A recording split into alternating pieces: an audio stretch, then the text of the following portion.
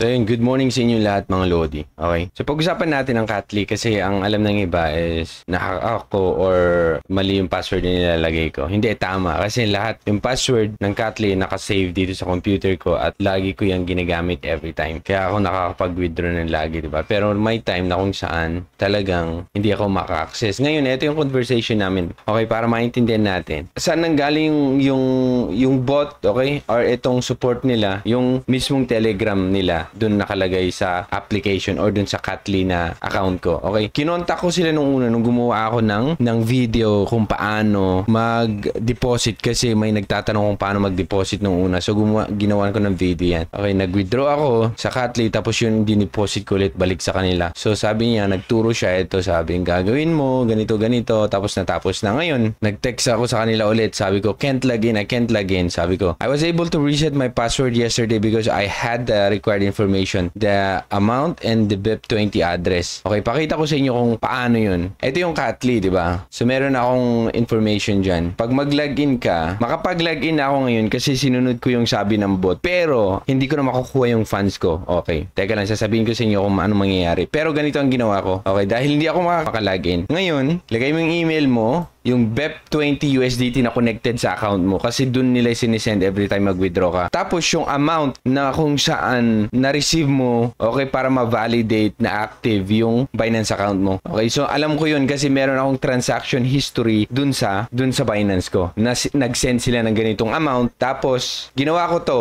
Ngayon, nag-go through siya. Ang ginamit kong address, yung address ko muna. Kasi alam ko yun yung address ko. Naka-login ako. Ngayon, pag login ko kanina mga madaling araw, hindi na ako makalagin dito sa Katli. Ngayon, kinontak ko na yung support, eto na. So, meron na kaming conversation dito. Can't log in, ganito. Sabi ko, I was able to reset my password, okay? Na-reset ko yung password ko yesterday, naka-login ako. Ngayon, pag login ko ulit ngayon, bakit ayaw na mag-login? Ngayon, sabi niya, please click forgot password. Sabi ko, ginawa ko na yan. I did. I provided all the information. Sabi ko nga, I was able to reset my password yesterday kasi alam ko yung mga information na kailangan. Do you want me to do it again? Sabi ko, tapos please click. I did, still not working, sabi niya. Tapos, eto na, send me a screenshot of the problem you encountered. Eto, pinakita ko sa kanya, yan o. Screenshot, tapos yun yung address na binibigay ko. Pakita ko. Eto yung address, tapos eto yung amount na kung saan sinend nila. So, binalik ko sa kanya. Sabi niya, you need to provide the right information. Sabi ko, yan yung totoong information kasi nga, nakalagay pa sa vlog ko yan. Makikita niyo pa dun yung correct information, yung address na pinaglagay ko, tapos yung transaction history or yung message na nanggagaling sa Katli. Naka-receive ako sa kanila ng 0.001. Ngayon, nilagay ko yun. Sabi niya, nag-reply siya ng submit, sabi niya. Etong address na to, isasubmit ko daw. Bakit ko isa-submit yan? Hindi yan yung address ko sa Binance. What do you mean? Sabi ko, that's your address, sabi niya sa akin. Nagtataka ako, that's your address. So, hindi ko na pagkanalan. Sabi ko, you need to provide the right. Tapos sabi ko sa kanya, this is the correct address. This is the correct wallet. Sabi ko, I have transaction history on my Binance account. Hindi na siya nagre-reply. Okay? Ngayon, gumising ako ngayon. Naman, katulog ako, di ba? Sige na nga, kasi wala lang din naman, naka-withdraw din naman ako dito. So, sige, gawin na natin yan. Gamitin na natin to. Ginamit ko tong address na to. Naka-login ako. Okay? Na-reset ko yung password. Nilagay ko to. Kaso lang ang problema ngayon mga Lodi. Okay? Ang problema ngayon dito na. Pag pupunta ka dito sa cell kasi meron ata akong available na 1,567. Cell mo yan. Tignan mo kung saan siya pupunta na address. Receive address yung ibinigay niya. Hindi sa akin yan, Lodi. Okay? Hindi sa akin yan. Kahit ilalagay pa natin, testing natin, 10, kahit testing natin, ayan o, 1,000. Okay, testing natin, ibenta natin sell, pending kapending siya. Every time magsisell ako, di ba, may nare-receive akong email sa Binance na naka-receive siya ng ganito, ng USDT. O, tignan natin kung meron tayong marireceive ngayon. Kasi ngayon, naka-pending siya Check natin.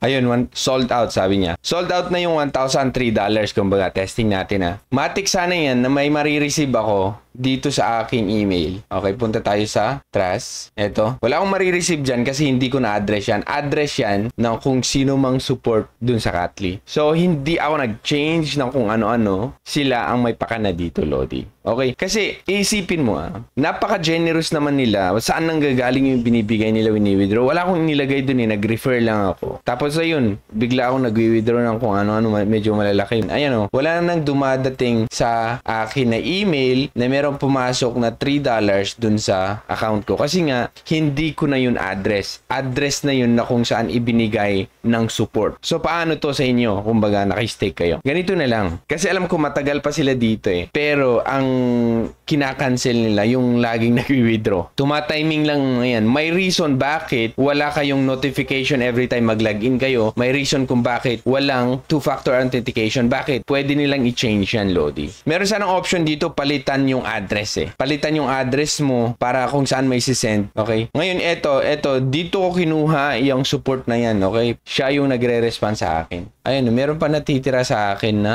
400. Kasi ang daily rewards ko is 3,644. Tumaas pa yan nung masyadong malaki. Nag-withdraw na kasi ako ng ilang beses. Okay? So, ayan. Ingat lang tayo mga Lodi. Kasi ang nailagay na wala kang option na babaguhin dito. Wala talagang option na kung saan babaguhin mo yung address mo, ganun. So, hindi pa tayo naka-receive ng email galing na may nag-deposit sa Binance ko. Kasi yung address na binigay niya, hindi talaga sa akin yun. Okay? Sa kanya yun. So, ayan mga Lodi. Okay? Ingat-ingat lang. Nakita nyo naman.